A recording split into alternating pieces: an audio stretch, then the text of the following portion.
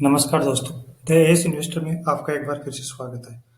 आज मैं बात करूंगा टाटा पावर कंपनी लिमिटेड, जो भारत की सबसे बड़ी एकीकृत बिजली कंपनी है।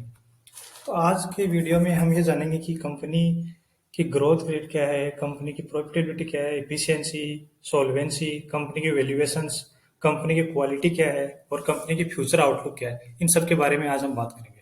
कंपनी के प्रोफाइल की बात करते हैं तो टाटा पावर कंपनी लिमिटेड है, वो इंडिया की सबसे बड़ी एकीकृत पावर कंपनी है।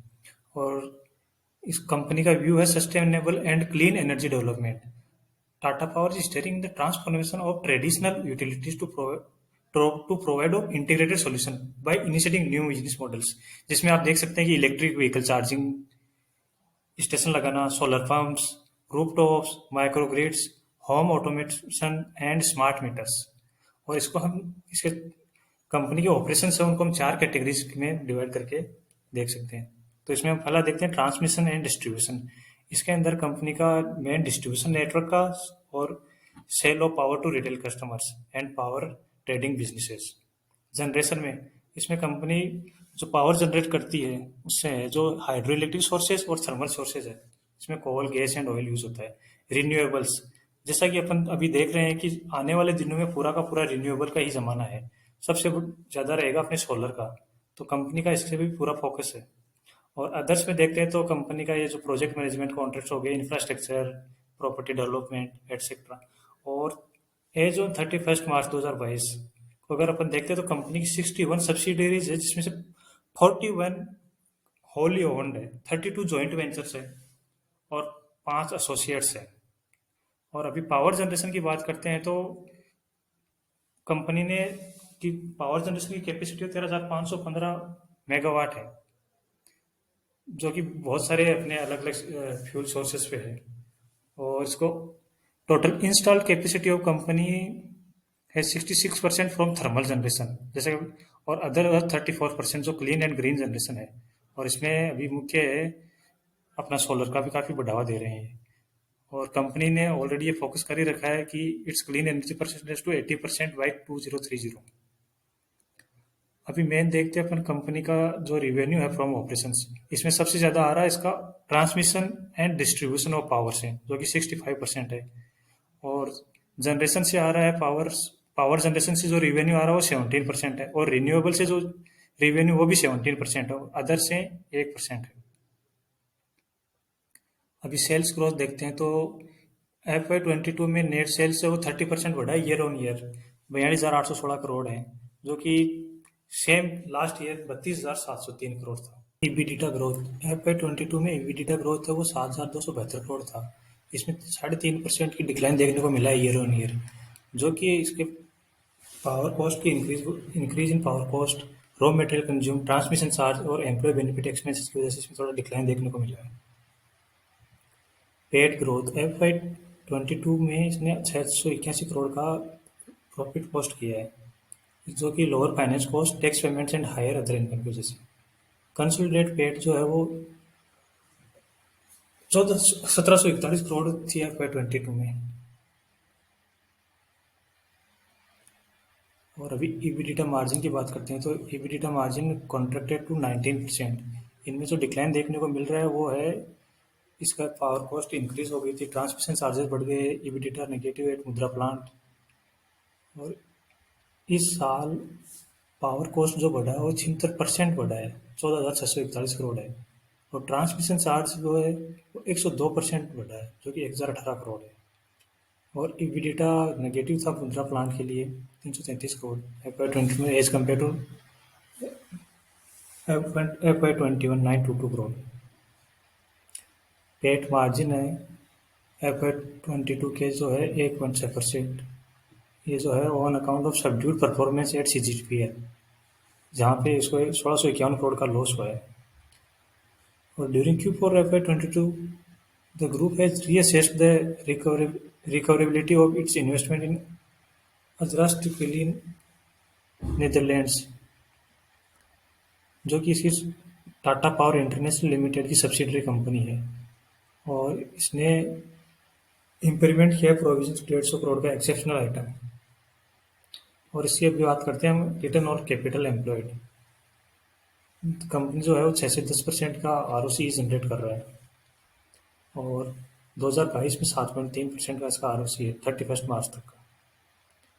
और रिटर्न ऑन इक्विटी है जो अभी 2022 के 3 महीने का ही है, 3.2% है। अभी पूरे साल का आना बाकी है। Working capital cycle has remained stagnant over last few years. और फ्री कैश फ्लो की बात होती है FY22 में कंपनी के पास फ्री कैश फ्लो जो -11.4 रुपीज पर शेयर था। अभी एसेट टर्नओवर रेशियो की बात करते हैं तो लास्ट के फ्यू ईयर्स में ये एसेट टर्नओवर रेशियो स्टेबल था, जो कि लगभग 0.35 के मल्टीपल में है। और ये FY22 में थोड़ा बढ़ गया है, जो कि हायर सेल्स की वजह से 0.41 के मल्टीपल में है। डेट टू इक्विटी रेशियो की बात करते हैं तो FY22 के इसमें डेट टू इक्विटी रेशियो 2.12 के मल्टीपल में है।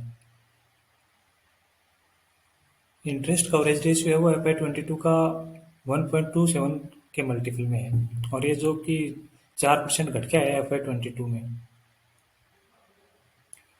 और रेशियो की बात करते हैं तो करंट रेशियो है वो 0.8 के मल्टीपल में है। अभी कंपनी के वैल्यूएशन की बात करते हैं तो कंपनी का ये जो टाटा पावर कंपनी लिमिटेड का PE रेशियो 42.66 के मल्टीपल में है। और ये है ग्रोथ अपॉर्चुनिटी के साथ है, जो कि अभी इलेक्ट्रिक व्हीकल के स्टेशंस लग रहे हैं, माइक्रो ग्रिड, सोलर स्पेस, और इसमें सब में टाटा पावर है वो सबसे एडवांस रहेगा क्योंकि इसके पास सबसे ज़्यादा मार्केट शेयर है। डिविडेंड यील्ड की बात करते हैं तो डिविडेंड यील्ड एज कंपनी लगातार डिविडेंड पे कर रही है और अभी इस साल कंपनी का डिविडेंड जो 1.75 रुपये दिया 2022 में, जो कि डिविडेंड पे आउट रेशियो वो 26% के लगभग है। की लेवल्स की बात करते हैं तो अभी कंपनी ने 2018 से लेकर 2020 के बीच में पावर सेक्टर पूरा अपना डाउन फ्लोट के फाल में था। तब से कंपनी के शेयर ने यहाँ पे 27 रुपीज़ का लो मारा था और वहाँ से कंटिन्यू यहाँ आप देख सकते हैं कि अप्रैल 2022 में इसने 298 रुपये का हाई भी मारा था इसके बाद में। तो कंटिन्यू अभी स्टेबल जोन में है और इसे अभी देख सकते हैं अपन कि 180 से 200 की रेंज में एक्यूमुलेट करने का जोन है अपने इन्वेस्टर्स के लिए। तो हमें इस रेंज में इसको बाई करना चाहिए। अभी क्वालिटी में मैनेजमेंट की बात करते हैं तो मैनेजमेंट ने इसको कोल बेस्ड का जो पोर्टफोलियो एग्जिस्टिंग है उसको इतना ही आगे इनका एक्सपेंड करने का कोई प्लान नहीं है। आगे ये अभी फोकस कर रहे हैं अपने इस पे ग्रीन एनर्जी पे, जिसमें सोलर का हो गया और विंड एनर्जी हो गई इस पे। और अभी शेयर होल्डिंग पैटर्न्स देखते हैं तो इसमें प्रमोटर के पास 46.86% होल्डिंग है और इसमें टाटा सन्स का 45.21 है 30 जून 2022 को देखते हैं तो। और इसमें एफआई ने अपना थोड़ा सा स्टेक रिड्यूस किया है 10.10 पे 11.26 है और डीआई ने 17.16 से 15.02 पे। और इसमें top public share holding pattern देखते तो LIC ने 7.75% का है और HDFC लाइफ इंश्योरेंस ने 1.16 ले रखा है और जनरल इंश्योरेंस का 1.03 है। अभी हम सेक्टर के पोटेंशियल की बात करते हैं तो अभी 2022-23 के बजट में गवर्नमेंट सोवरेन ग्रीन बॉन्ड्स के थ्रू जो अनाउंस किया है, तो government allocated 19,500 crore for a production linked scheme जो पावर सेक्टर को दी है PLI के through. The government has also announced the basic custom duty of 25% on imported solar cells and 40% on imported solar modules to protect domestic manufacturing in the country. Going forward, the emerging trend and general direction of growth in the renewable sector would be in the form of hybrid round the clock renewable energy solutions. The propagate its twin priorities of agriculture and renewable energy. The government of India is heavily focusing on distribution of solar water pumps. It aims to benefit 3.5 million farmers by providing them solar pumps with 60% subsidy through the Pradhan Mantri Kisan Urja Suraksha एवं उत्तम महाभियान KUSUM scheme. It is focusing on regrowth in alignment to the sustainability and carbon emission reduction targets with an intent to increase the RE capacity threefold to 500 gigawatt by 2030। तो अभी हम इससे idea लगा सकते हैं कंपनी के अभी solar में क्या फ्यूचर है, गवर्नमेंट कितना यहाँ से सब्सिडी देखिए प्रमोट कर रही है। आने वाले दिन में ग्रीन एनर्जी, और ग्रीन एनर्जी में सबसे एडवांस टाटा पावर, इसके पास काफ़ी अच्छा इंफ्रास्ट्रक्चर भी है। और अभी complementary mix of policies is being carefully laid out by the government of India to promote EV adoption in India.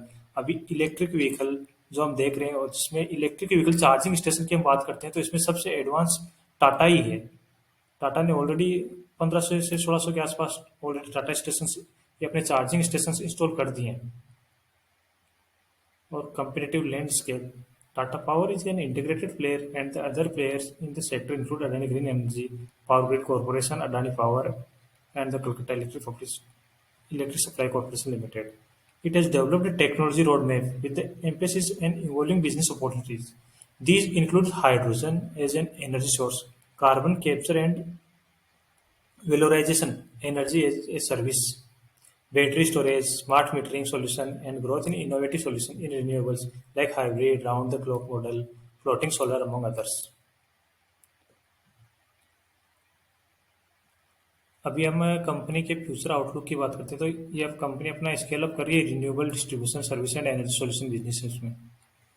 तो Tata power solar system limited received a letter of award from Solar Energy Corporation of India Limited to build a 100 megawatt EPC solar project along with 120 megawatt utility scale battery energy storage system in Chhattisgarh. The total contract value of the project is 945 crores, 945 crore। And TVS motor company ने भी अपने charging station लगाने के लिए इसके साथ Elodie MOU sign किया है। और कंपनी ने अपोलो टायर के साथ भी अपना पार्टनरशिप की है ईवी चार्जिंग स्टेशन इंस्टॉल करने के लिए। CGPL merged with Tata Power Company Limited, जिसका भी अप्रूवल आना बाकी है नेशनल लॉ ट्रिब्यूनल से। Delivering balance sheet, it plans on reducing debt through disinvestment of non-core assets and strengthening of balance sheet. Additionally, it intends to adopt debt-light models through innovative financial engineering and restructuring. और Green Forest New Energies Bidco Limited to invest 4000 crore in Tata Power Renewable Energy Limited, जो कि अपने Tata Power Company Limited की wholly own subsidy है। By way of equity and compulsorily convertible instruments of a stake of around 11% के आसपास का stake है जो इन्वेस्ट करेगी and translating to a base equity valuation of 34,000 crore. ये जो ऊपर का जो इन्वेस्टमेंट है वो दो बार में किया जाएगा in a form of equity shares of 2000 crore and in a form of compulsory convertible preference share of 2000 crore, जो कि S2 को FY23 में आएगा, which would be converted after the end of FY23। The management had decided to consolidate its renewable business under Tata Renewable Energy Limited. All the renewable energy businesses of the company includes utility scale solar and wind generation assets, solar cell and module manufacturing, engineering, procurement and construction, rooftop solar, solar pump, energy storage and electric vehicle charging infrastructure will be consolidated under Tata Power Renewable Energy Limited. जो भी पूरा green energy का है वो पूरा का पूरा ये इनका आउटलुक है जो Tata Power Renewable Energy Limited की तरफ शिफ्ट करने का है। Thank you for watching the video. Don't forget to like share and subscribe.